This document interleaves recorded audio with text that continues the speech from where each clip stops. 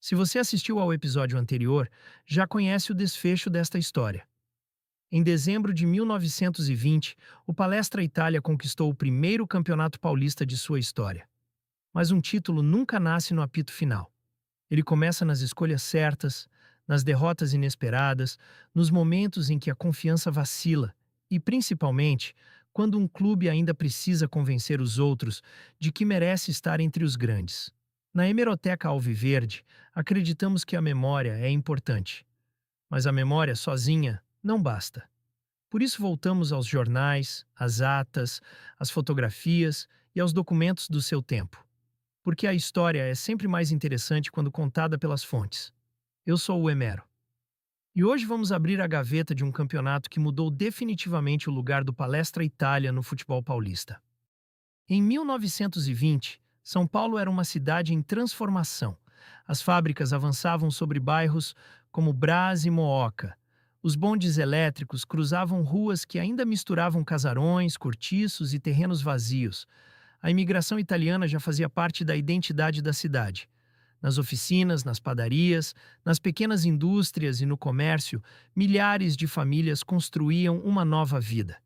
E entre elas, crescia um clube fundado apenas 6 anos antes, o Palestra Itália.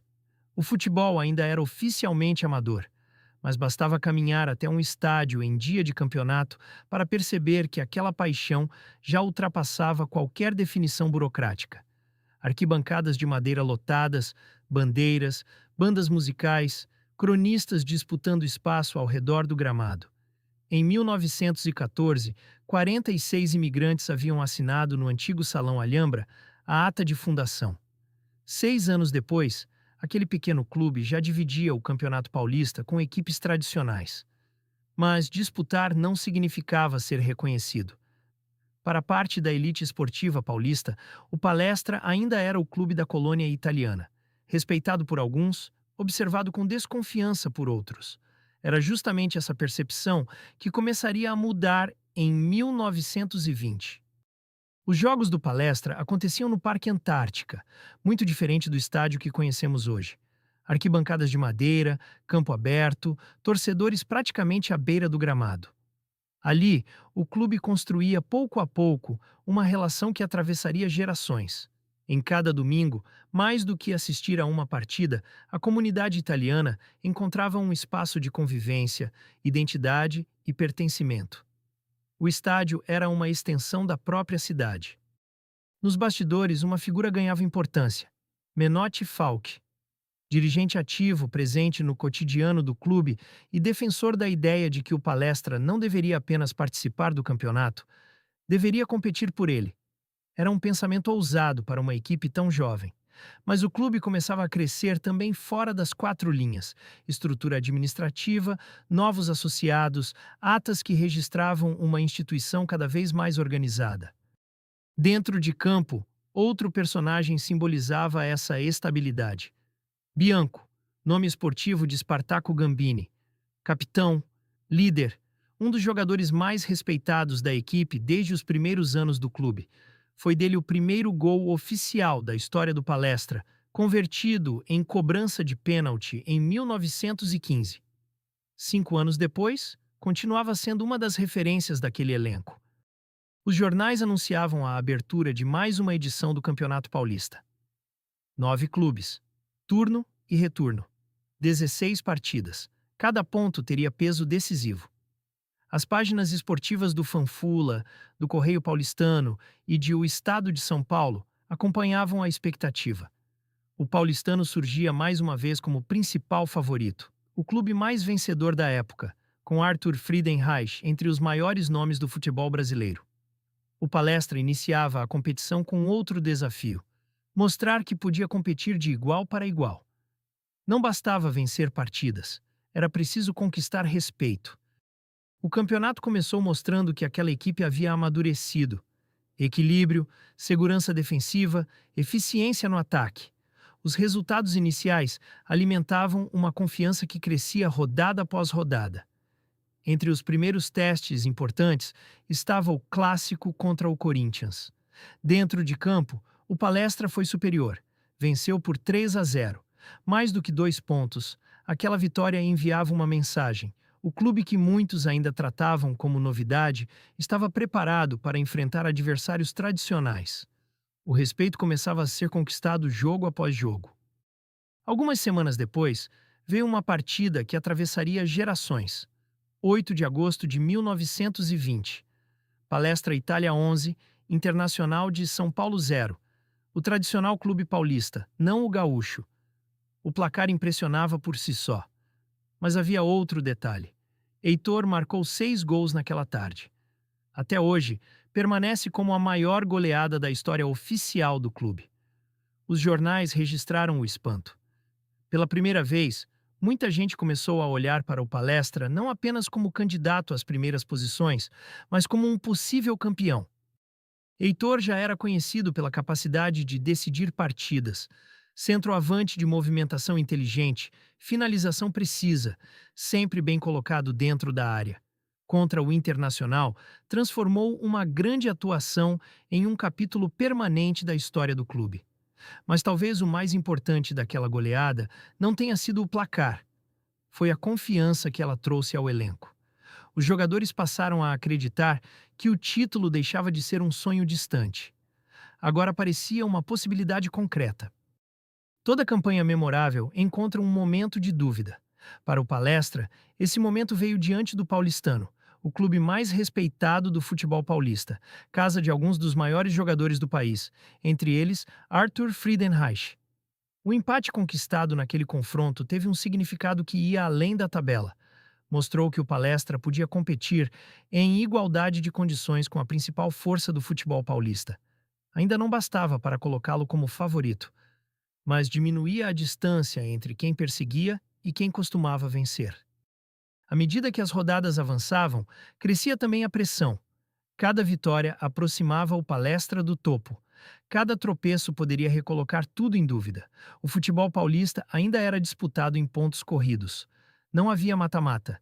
Não existia espaço para recuperar uma campanha ruim em uma decisão. Cada domingo alterava o rumo da classificação. E cada ponto conquistado carregava um peso enorme. No retorno, Palestra e Corinthians voltaram a se encontrar. Desta vez o clima era muito diferente. As duas equipes brigavam diretamente pelas primeiras posições. A rivalidade transbordou das arquibancadas para o gramado. Os jornais da época registram um jogo duro, marcado por discussões e paralisações. Dentro de campo, vitória corintiana por 2-1. A derrota interrompia a sequência positiva do Palestra. O campeonato permanecia completamente aberto, e a margem para novos erros diminuía a cada rodada. Pouco depois, o paulistano voltou a cruzar o caminho do Palestra. Desta vez, venceu. Arthur Friedenreich mais uma vez fez a diferença. Naquele momento, a liderança mudava de mãos.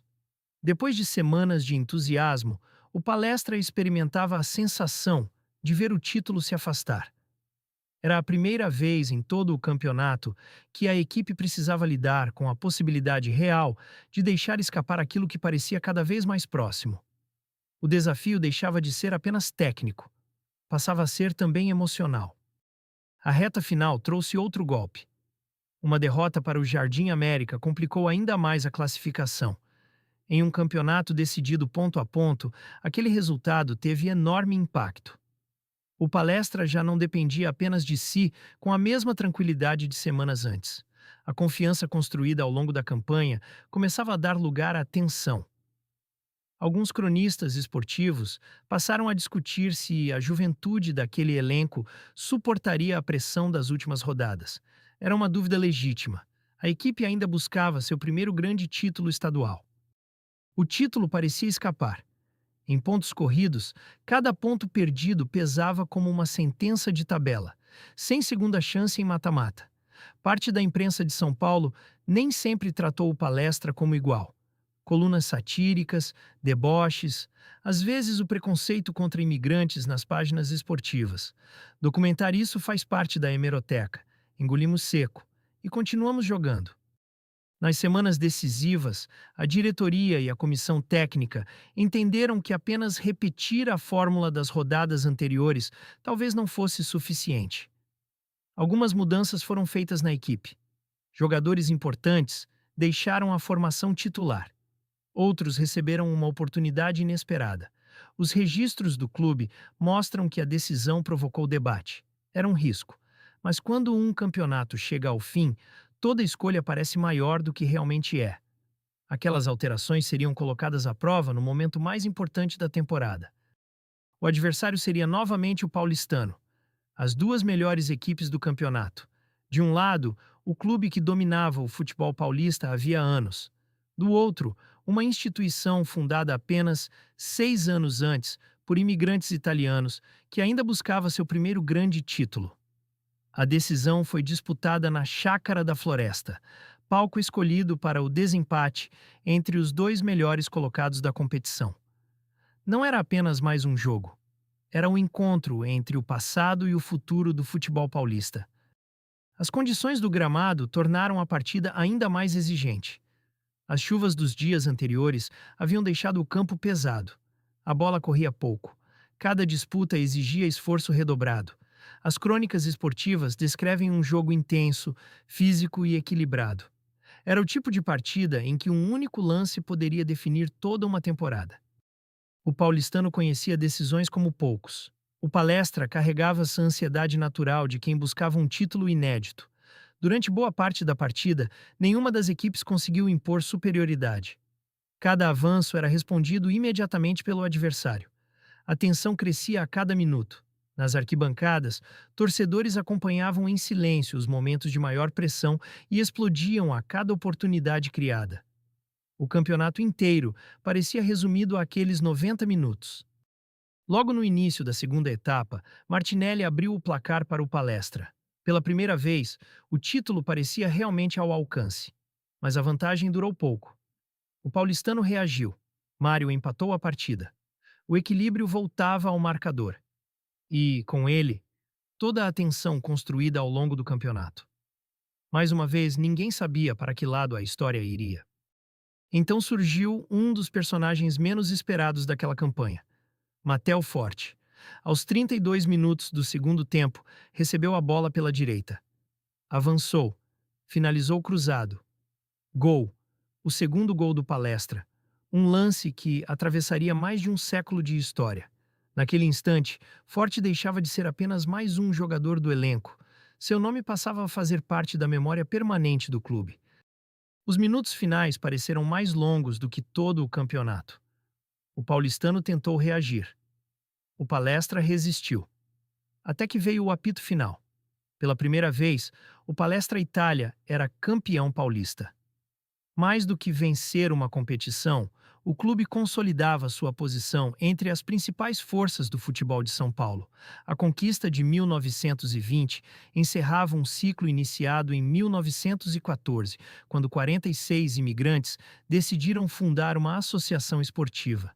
6 anos depois, aquele projeto conquistava seu primeiro grande título. A taça simbolizava o amadurecimento de uma instituição.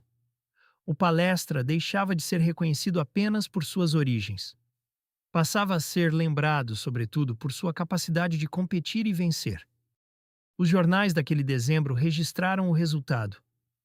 As fotografias preservaram rostos, as atas guardaram nomes, mas talvez o maior legado daquele campeonato tenha sido outro. Em 1920, o Palestra Itália deixou de ser apenas um clube promissor. Passou a ocupar um lugar definitivo na história do futebol paulista. A hemeroteca não guarda apenas títulos. Ela guarda caminhos. Cada documento, cada fotografia e cada página de jornal nos lembram que nenhuma conquista nasce por acaso. Ela é construída decisão após decisão, jogo após jogo, ano após ano. No próximo episódio, vamos abrir outra gaveta dessa história, porque ainda existem muitas páginas esperando para ser redescobertas. Eu sou o Emero, e toda a história merece voltar à sua fonte. Se este episódio fez sentido para você, inscreva-se na Hemeroteca Alviverde e ative o sino. Assim você não perde a próxima gaveta. Até a próxima!